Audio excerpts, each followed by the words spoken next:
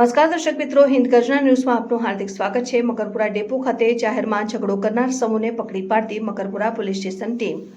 વડોદરા શહેર police commissioner નસીમા Kumar સાહેબ તથા ડોક્ટર લીના પાટીલના સૂચનાથી વડોદરા શહેર વિસ્તારમાં બનતા ગુનાઓને અટકાવવા અને બનેલા ગુનાઓના આરોપીઓને તાત્કાલિક પકડી પાડવા સૂચન કરવામાં આવ્યું છે। ત્યારે મકરપુરા પોલીસ સ્ટેશન હદ વિસ્તારમાં આવેલ મકરપુરા એસટી ડેપોની અંદર જાહેર રોડ ઉપર બે પક્ષોના 10 થી 12 જણના વચ્ચે છૂટા હાથની મારામારી થઈ હતી।